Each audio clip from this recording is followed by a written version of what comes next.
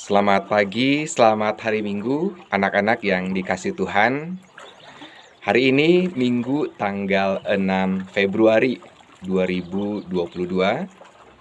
Kita berkebaktian sekolah Minggu dan kita akan mengawalinya dengan berdoa.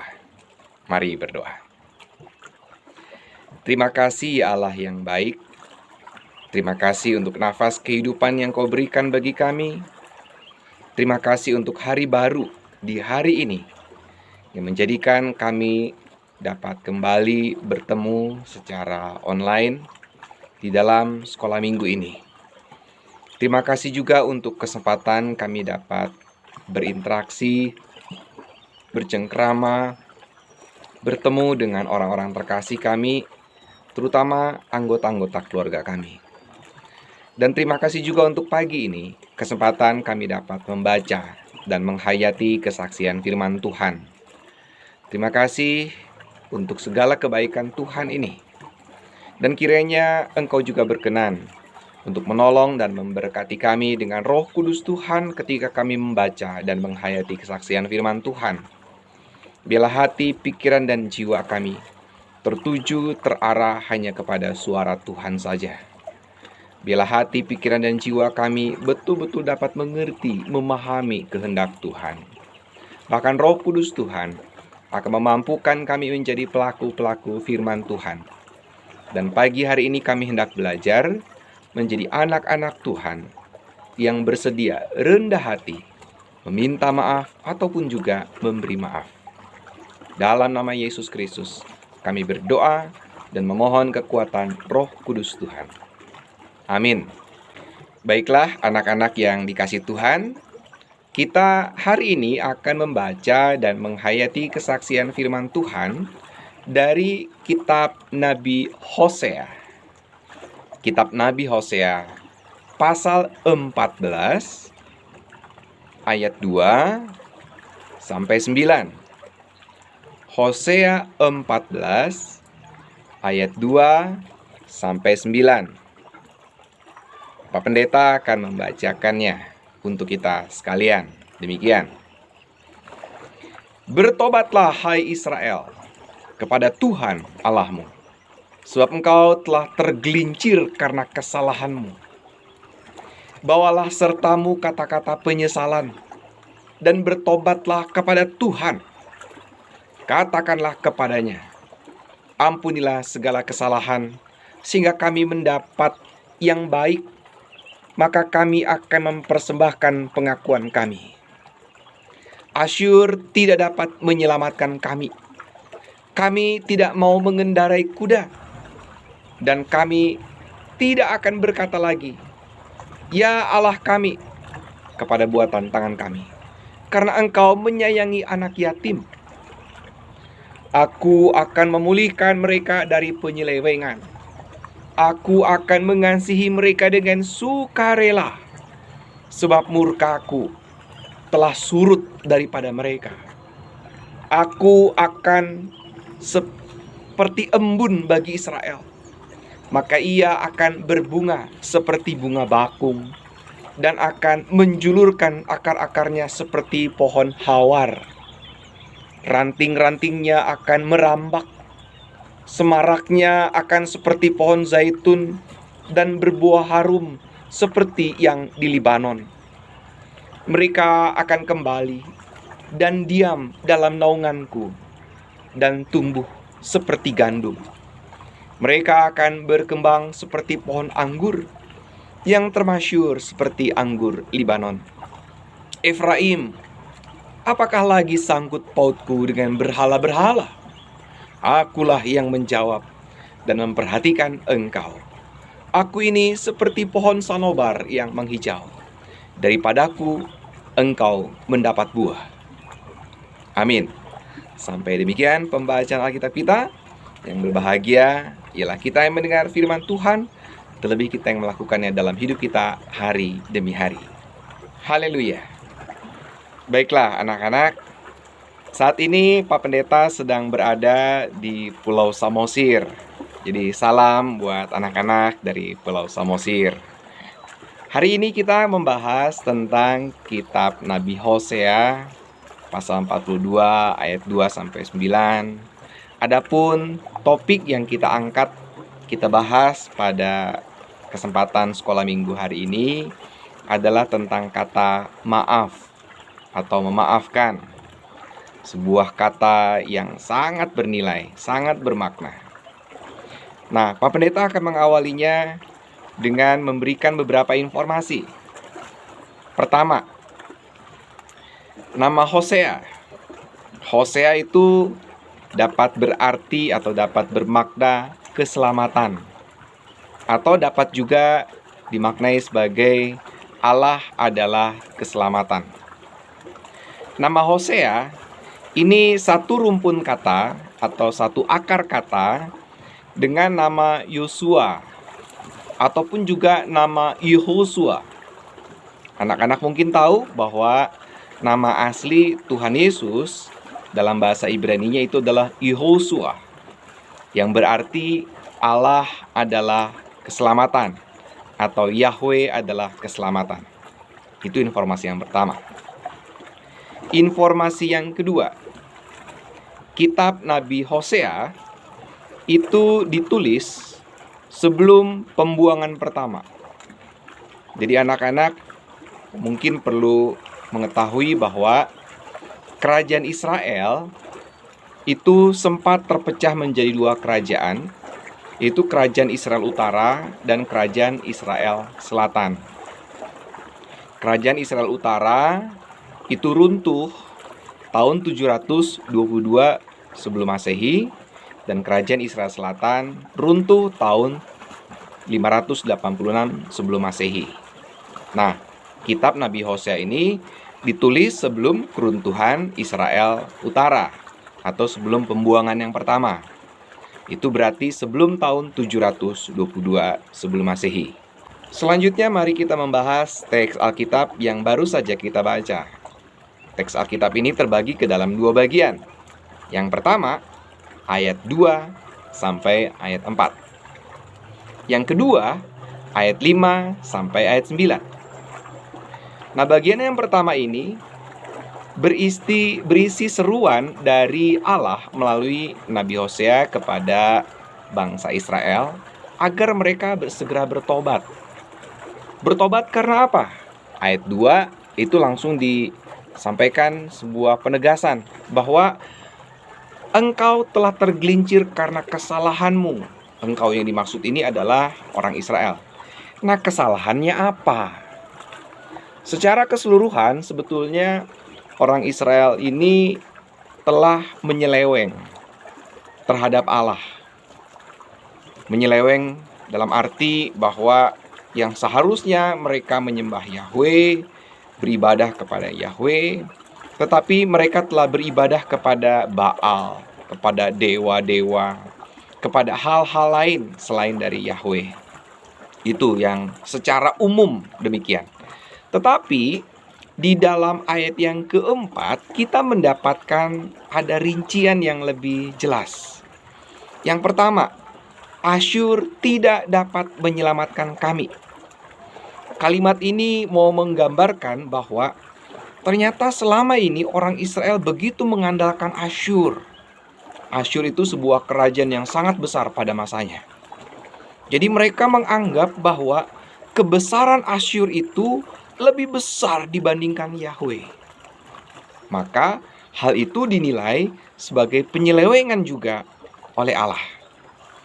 Nah, ini yang membuat mereka mendapatkan seruan untuk segera bertobat. Hayolah segera bertobat, orang Israel. Jangan kau anggap Asyur itu lebih hebat dibandingkan Yahweh. Itu yang pertama. Masih di ayat yang keempat, kita menemukan ada kesalahan yang kedua, di mana mereka harus bertobat. Yaitu ketika ada kalimat, kami tidak mau mengendarai kuda. Maknanya apa? Nampaknya orang-orang Israel saat itu begitu mengandalkan alat-alat perang. Salah satu diantaranya adalah perlengkapan berperang berupa kuda. Kuda memang menjadi salah satu alat perang, kendaraan perang yang sangat bermanfaat pada masa itu. Dan karena mereka begitu mengandalkan peralatan perang ini, mereka jadi lupa pada Tuhan. Kekuatan Tuhan lebih besar dibandingkan kuasa kuda. Jadi mereka melupakan kuasa dari Tuhan, mereka lebih mengandalkan kuda. Itu yang kedua. Lalu yang ketiga, masih di ayat yang keempat. Mereka ternyata telah membuat patung-patung, dan itu digambarkan demikian. Dan kami tidak akan berkata lagi, "Ya Allah kami," kepada buatan tangan kami. Artinya, mereka selama ini selalu menempatkan patung-patung buatan mereka itu sebagai ilah mereka, sebagai pengganti Yahweh. Dan Allah tidak menyukai itu. Jadi yang ketiga ini semakin lebih tegas lagi, lebih jelas lagi, bahwa ternyata orang-orang Israel telah menyeleweng dari Allah. Ini adalah 3 kesalahan dari orang-orang Israel yang oleh karenanya Hosea itu menyerukan seruan pertobatan bagi mereka. Mereka harus mengaku kesalahan mereka, lalu meminta maaf, bertobat di hadapan Allah. Nah, kalau di ayat 2 sampai ayat keempat ini, kitab Nabi Hosea ini menyerukan seruan pertobatan bagi Israel. Maka di ayat yang kelima sampai ayat yang ke-9, Hosea hendak mengatakan tentang Allah yang hadir bagi mereka, Allah yang akan memberikan kelegaan bagi mereka, Allah yang akan memberikan kesegaran. Ini diungkapkan di ayat yang ke-6, "Aku akan seperti embun bagi Israel." Artinya, kalau orang Israel mau minta maaf, memohon pengampunan dari Allah, Allah akan memberikan pengampunan, dan itu rasanya seperti nyes gitu ya, segar rasanya, sukacita rasanya. Dan setelah itu apa? Israel akan dibangunkan kembali menjadi bangsa yang baru. Mereka akan berbuah, berbunga, akan terlihat bagus. Itu bahkan akan menjadi semacam daya tarik tersendiri bagi bangsa-bangsa yang lain. Israel akan diperbaharui. Allah yang akan memperbaharui mereka. Allah yang akan memberikan pengampunan mereka, dan bahkan Allah yang akan membuat mereka menjadi bangsa yang hebat kembali. Nah, anak-anak yang dikasihi Tuhan, dari 2 bagian ini, dari bagian ayat yang kedua sampai ayat yang keempat, dilanjutkan dengan ayat 5 sampai dengan ayat yang ke-9, itu memberikan penekanan buat kita sekalian, bahwa kalau kita bersalah, kalau kita telah melakukan satu pelanggaran, segeralah minta maaf, segeralah mohon ampun, dan berkomitmenlah untuk tidak lagi mengulangi kesalahan atau pelanggaran itu. Pelanggaran kepada siapa? Terutama pelanggaran kita terhadap Allah.